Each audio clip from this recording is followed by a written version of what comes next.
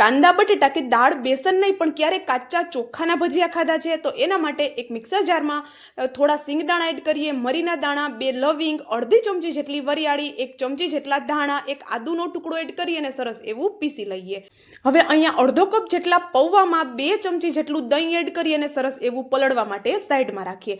હવે અડધી કલાક માટે પલાળેલા કાચા ચોખાને મિક્સર જારમાં લઈએ. આ રીતે એને દરદરું કરી એમાં પલાળેલા પૌવા એડ કરી અને બંને વસ્તુને દરદરી એવી પીસી લઈએ. હવે એમાં આપણે બારીક કટ કરેલા મરચાં, 1 મુઠ્ઠી જેટલા લીલા ધાણા, 1 મુઠ્ઠી જેટલી બારીક કટ કરેલી કોબી, 1 ચમચી જેટલા તલ સાથે પીસેલી પેસ્ટ એડ કરી અને બેસિક મસાલા એડ કરીએ. 1 ચમચી જેટલી લસણવાળી ચટણી એડ કરી થોડા એવા અજમા એડ કરી સરસ એવું મિક્સ કરીએ. 2 ચમચી જેટલો બાઇન્ડિંગ માટે ઘઉંનો કોકરો લોટ એડ કરી સરસ એવું મિક્સ કરી લઈએ. હવે આ ભજીયાને તળવા માટે એકદમ ઓછા ગરમ તેલમાં ભજીયાને એડ કરીએ. ભજીયા ક્રિસ્પી કરારા થઈ જાય એટલે આપણે એને બહાર કાઢી લઈએ તો ગરમા ગરમ કાચા ચોખાના ભજીયા તૈયાર છે.